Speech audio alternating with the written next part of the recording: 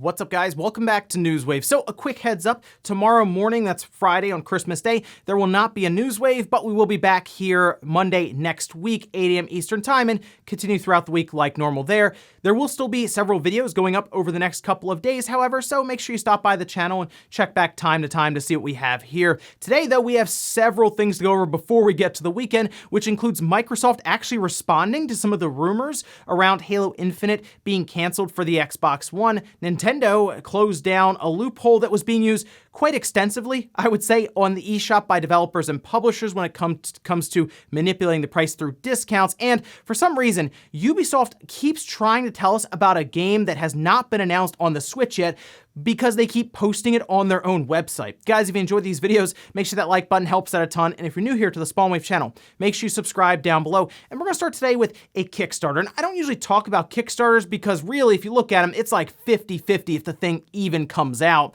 A lot of times there's like struggles in development because they really shoot for the stars and they don't get anywhere close. But this one is, I think, pretty straightforward, and it's from a company that's already created several different accessories for the Switch. And we can go over to the Kickstarter page here, and this is from Genki. It's the Shadowcast for the Nintendo Switch and PlayStation 5. As they describe it, the simplest way to play console games on your computer. No internet connection or TV needed. Play wherever you want. And yeah, they've done pretty well with it so far. We can see that there was a goal of $30,000, and they're already over $400,000 in funding, and over 7,200 people have backed this project, and they still have 35 days to go. Now, what is the Shadowcast exactly? To be honest, it looks like an inexpensive, it's $35, inexpensive capture device that you plug into your HDMI port on the back of the Switch through the dock. It actually will close up over it and you can't even see it. And then it'll run a USB cable out to your laptop. That way, if you're traveling with your Switch and you're near an outlet to plug the Switch in, you can play it off of your laptop, which would give you a bigger screen. My question here, generally when it comes to capture devices, is the overall latency, because that's usually what I notice. If I have it plugged in, you can generally tell that there is some delay. So according to them, they have worked this out through the capture software that they're using. And I guess the latency isn't that bad, or it's not as noticeable. So that's my one big question. Otherwise, though, $35, it seems pretty solid, and we'll see how everything goes. They're looking to deliver it by March next year, so 3 or 4 months we should see this on the market. And you know what? I'll try to pick one up to check it out. Also, I'm sure several of you will be getting a Switch maybe this weekend over the holidays, and we do have a couple of other sales that went live yesterday for the Nintendo Switch on the eShop, and we'll take a look at a few of them here. We have the Indie World Holiday Sale that's running from the 23rd to the 2nd in January, and we can see some obvious ones. I mean, Hades, like at 20 bucks, Hades is an absolute steal. Little Nightmares getting marked all the way down to $7.49. That's down from $30. Cuphead down to $13.99. I mean, look at this. Golf Story is $7.49. If you don't have Golf Story, I don't know what you're doing right now. Then we also have Nice America, their New Year's sale that's going on. That started on the 23rd as well, and that'll be running all the way to the 10th of January. And we can see they have Disgaea 1 Complete at $20. That's pretty solid there. Langrisser 1 and 2 at $30. Trails of Cold Steel 3 at $40. But the big one here that even surprised me a little bit is that Ys 8 Lacrimosa of Donna is down to $23.99. That's marked all the way down from $60. And I have to say, that's a good value at that price there. But yeah, good sales here in the eShop, especially if you're gonna be a new Switch owner this weekend, definitely check them out. Oh, and a bit of an update to the Nintendo leak story, specifically the video I did on the Switch's kind of origin and what it started out as, which was more of a handheld and a successor to the 3DS. But we had another slide come out that I noticed, and it actually talked a bit about the chip inside that was being, I guess, used in kind of the conceptual stages and kind of what they were looking at here. And it appears like it would have been even a bit more powerful than the Vita by a fair margin, actually. The slide that was put out showed a dual-core ARM A15, but also a dual-core PowerVR G6230 at 600 megahertz, which would place it probably, depending on the final clock speed, because they could have played around with this. This was still conceptualized then.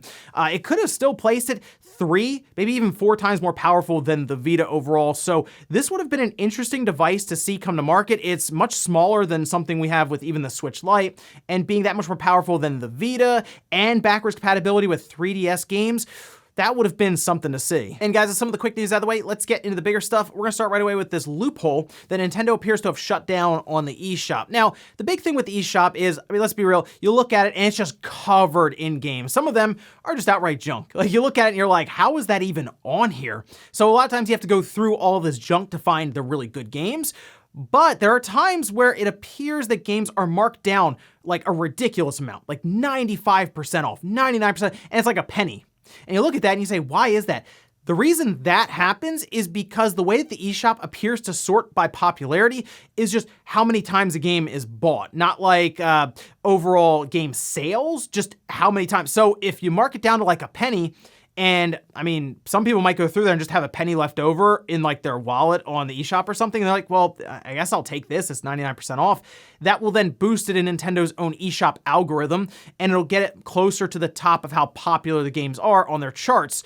So it looks like Nintendo has actually decided to shut down that loophole. And I mean, it was used a lot. If you went on there, all over the place, right? But one way we found out about this was over on Reddit when a person from SMG actually commented on it. Dev here, this is the lowest price it will ever be. New rules on the eShop mean no game can be below $1.99, and this is 99 cents because I planned the sale back in August. So I beat the system. We're the lowest price on the eShop now also, so buy now or have major FOMO and all of that. This is in reply to a question about Death Squared and its current pricing, which is at 99 cents. There are a few other games that are also at 99 cents now, and that could be because they had their request put in ahead of the overall rule changes. But if you go through some of it, yeah, $1.99 continues to pop up quite a bit now, whereas I don't remember it popping up as much. If you go to the charts and you go, oh yeah, sort by lowest price, a lot less in terms of the 99-cent ones, and $1.99 all over the place there. So I think it's a good change. Like I said, it was a lot of developers and publishers realizing they could do this, so they decided to start trying to game the system completely. And Nintendo does need to do more work with their eShop than just this. And I mean, we're so far into the Switch's life now, we're basically right past the midway point, I think. I mean, in March, we're gonna have completed 4 years of the Switch, and the eShop, for the most part, still looks basically the same. Like I said, they've added some sections and changed a few things up, but nothing like, no major overhaul to this whole shopping experience on the Switch. So we'll see if they have any plans for that, or I don't know, maybe that's a next gen feature. Next up, let's talk about Halo Infinite, because the other day I made a video on the second channel after a rumor started to really pop up online about Halo Infinite possibly being canceled on the Xbox One. We had talked about this before. Does Halo Infinite really need an Xbox One version at the end of 2021? Well, according to a LinkedIn profile by a lead director who is managing the overall user experience in Halo Infinite, they didn't mention the Xbox One. It was just Xbox Series X, Series S, and then PC. Well, we do have at least a response from Microsoft to 343. We can see this tweet here from John, who is the community manager at 343, in response to a person asking if it was indeed canceled for the Xbox One. They said, nope, please let me enjoy the holidays. So I still don't think Microsoft has any intention of announcing that the Xbox One version would be canceled, seriously, until like a couple of months run up to the Series X and the Series S and the PC version of Halo Infinite coming out. They would basically do what Sony did when we started talking about cross-generation. They would just go quiet. I mean, there's really no reason to announce it now anyway. Really, at least get into the next year after the holidays, since a lot of people are on break now. Why have a bunch of PR people come back and try to deal with that fire that would be set off if they said, oh yeah, we're not gonna do Xbox One Halo Infinite anymore?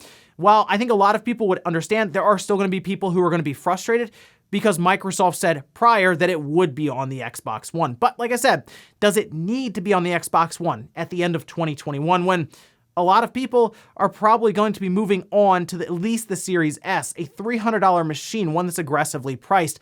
I don't think we need an Xbox One version of Halo Infinite, and a lot of it comes from what we saw with Cyberpunk, but Microsoft surely will not release Halo Infinite in a condition similar to Cyberpunk. At least I don't think they would. I mean, they delayed it outside of their console launch, and that was on the back of the box of the system. So we'll see, but at least for now, Community Manager 343 says that it's still on. Next up, let's talk about Cyberpunk 2077 and a new patch that is now live. And look, we've been getting patches left and right, and a lot of times they release a patch, patch, and it's a ton of stuff that they had to fix. A lot of it ends up being like game-breaking quest bugs that make it so you cannot progress in the game any further, and some of them have been stability and trying to keep the game from just crashing and, keep it running.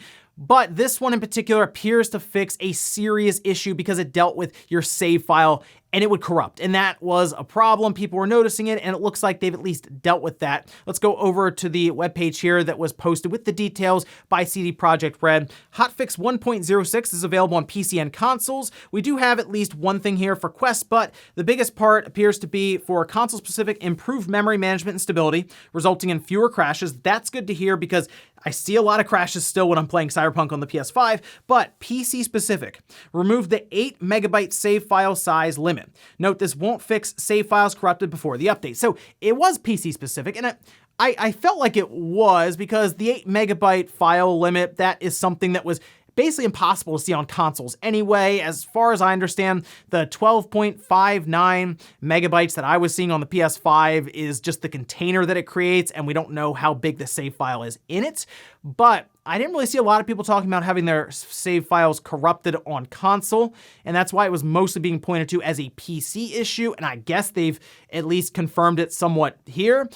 I don't know, but the good news is, at least right now, if you do this patch, according to them, you won't have to worry as much about your save file corrupting. What a weird issue it was in the first place, and the response was even worse. The response at the time from a community manager, I believe, on the forums was to just not play the game that way. Like, when you beat the game, you start back over. And that's strange to me because there's still a lot of stuff to do in Cyberpunk after you beat the game. Like, I beat the game and now I'm doing a lot of side quests and other things, and then I'm piling up crafting materials and other parts of the game, and I assume my save file is growing from that. Like I said, I can't see it on the PS5, but just playing the game shouldn't result in your save file corrupting and it being your fault. So good to see that they got it all worked out at least, and people can hopefully rest easy with their save files knowing they're not going to be corrupted the next day. And in our last bit of news, let's talk about Prince of Persia: Sands of Time Remake. Now, leading up to that Ubisoft Forward, we had several leaks, we had ratings and stuff pop up, and it did look like we were gonna get something from Prince of Persia. We were hoping for Sands of Time Remake, we got it,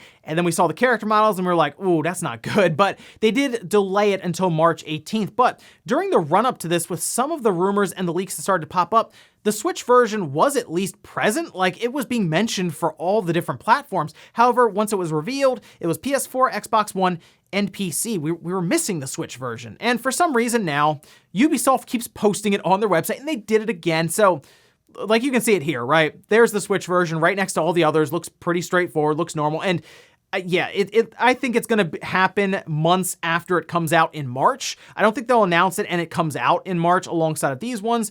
It looks to me like Ubisoft will try to get people to double dip, and this could be something I'm sure that will probably pop up later in the year in 2021, closer to the holiday. So let's say there's like a September partner direct or something. There it is, it shows up, and then, oh wait, it's coming out in October, just in time for the holidays. Like I said, we've seen this before. We saw it with Activision, with Spyro, then we saw it with Crash, where it just popped up on the website, and we were like, okay, look, we know it's coming to the Switch. You just want to try to sell people on consoles now, and then on the Switch later. So yeah, don't be surprised if it shows up on the Switch 6 months after it comes out on these other platforms. And you know what? Hopefully they have time to work on the game a bit more with this delay, and then even more time maybe for the Switch version. We've seen that happen with some of these games that come to the Switch months and months later. But yeah, don't be surprised. Prince of Persia, they keep posting on their website. It's probably coming to the Switch later on in 2021. And we'll finish up with a comment of the day, as you're seeing here. This is from Blade Shadowwing, saying KFC saw the Xbox Series X fridge and decided to one-up them. Yeah, a lot of these things end up being like PR stunts for marketing. A lot of people were talking about this KF console the other day. Like, it was trending on Twitter after they announced it, and then it continued to trend the next day. And a lot of it has to do with people just not believing it's real, but then KFC keeps saying it's real, and then Intel's saying it's real, and they're talking about cooking food inside of it or keeping it warm from just the heat being generated by the system. And it's weird because it's like, am I really gonna put food inside of this little PC case? That doesn't seem like a good idea, but I mean, they're encouraging you to. It just gets people talking about the brand. So naturally, Intel would want to be part of it. Cooler Master wants to be part of it. Anyone who can be, will be, because their logo is all over the place. And when it was trending, people were talking about Intel and Cooler Master as well. I am really curious if they're actually going to release this thing, or if it's going to be like a limited thing where they have like 10 of them and they give it away as a contest at KFC. I kind of feel like that's where it's building up to, just based on how